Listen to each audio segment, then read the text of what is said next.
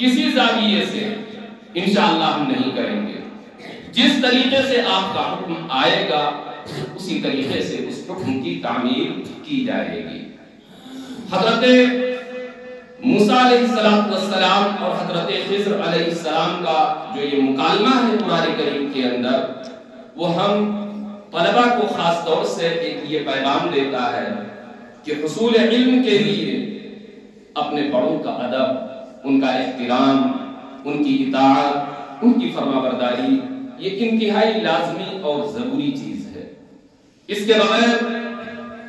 اس راہ کو طے کرنا اور حصول علم سے اپنے آپ کو مزین کرنا، علم کے موتیوں سے اپنے دامن کو بھرنا، اپنے آپ کو سجانا، یہ بالکل ناممکن ہے. ہم طلبہ سے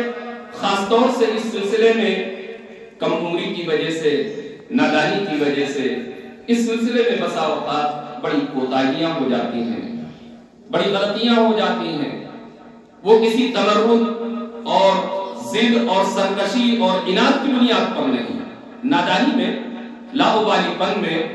لیکن ظاہر سی بات ہے اگر بندوق سے گولی نکلتی ہے چاہے غلطی ہی میں نکلے اس کا اثر تو ہوتا ہے. نادانی میں اگر آدمی زہر کھاتا ہے تو اس کے اثرات تو مرتب ہوں گے. بغیر سمجھے بوجھے اگر آدمی طاقت کی دوائیاں لیتا ہے تو بہرحال اس کے اثرات وہ محسوس کرے گا. کہنے کا مطلب یہ ہے کہ جس طریقے سے بالقصد بالارادہ بعض چیزیں جو انسانوں سے صادر ہوتی ہیں ان کے اثرات مرتب ہوتے ہیں، اسی طریقے سے نادانستگی میں غیر شعوری طور پر بھی اگر ہم سے اور آپ سے کسی طرح کی کوئی کوتاہی اس سلسلے میں ہوگی، اتباع کے سلسلے میں، اساتذہ کی اطاعت کے سلسلے میں،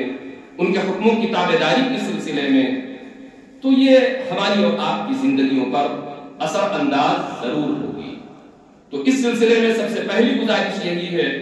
کہ اساتذہ کرام کا ادب، ان کا احترام، ان کے حکموں کی تعمیل، مدرسے کے جو ضوابط اور اصول اور قواعد ہیں 100% ان کا لحاظ اسی کے مطابق اپنی زندگی کو ڈھالنے کا اپنا مزاج، یہ جب تک نہیں ہوگا اس وقت تک یہ علم جس کے حاصل کرنے کے لیے ہم اور آپ آئے ہیں، اپنے ماں باپ کو چھوڑ کر کے،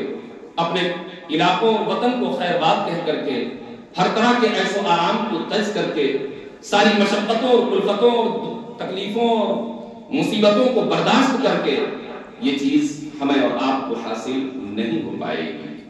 تو جب اس طرح کی ہم قربانیاں دے رہے ہیں جو اور مطلوب ہیں تو تھوڑا سا ہم اس کا بھی لحاظ کریں، اس کا بھی خیال رکھیں کہ زندگی کے کسی مرحلے میں اساتذہ کرام کے احکام کی فرما برداری کے سلسلے میں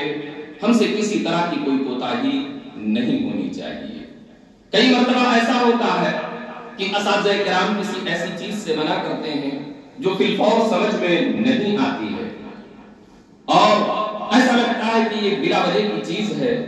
لیکن ایسا ہرگز نہیں ہوتا. اپنی کم عقلی اور نادانی کی وجہ سے بہت سی چیزیں ایسی ہیں، اللہ تبارک و تعالیٰ کے بہت سے احکامات ایسے ہیں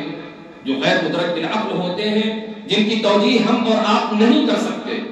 لیکن بہرحال حکم خدا بندی ہے، چاہے سمجھ میں آئے یا نہ آئے، جس طریقے سے ہم وہاں اطاعت اور اتباع کو ضروری سمجھتے ہیں اسی طریقے سے ہمارے اور آپ کے اوپر یہ لازم ہے کہ اپنے تمام اساتذہ کرام کے احکامات، ان کے ارشادات چاہے سمجھ میں آئے یا نہ آئے، ہمیں اور آپ کو ان کی اتباع کرنی ہے.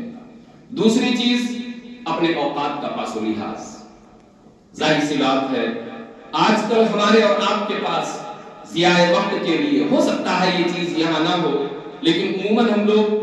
چونکہ بڑے مدرسوں سے وابستہ ہیں تو وہاں یہ چیز دیکھنے میں آتی ہے، طلبہ بھی بڑے ہوتے ہیں، ان کے پاس ضیاء وقت کا ایک سب سے بڑا آلہ موبائل کی شکل میں موجود ہوتا ہے. وہ حصول علم کے نام پر یا اور دیگر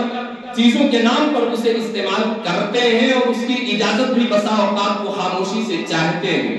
اور چونکہ یہ لاک ڈاؤن کا جو زمانہ گزرا اس میں باقاعدہ بہرحال اس کی ضرورت بھی پڑی، تو ان سب چیزوں کو واسطہ اور ذریعہ بنا کر کے طلبہ نادانستگی میں اس پہ الجھتے ہیں،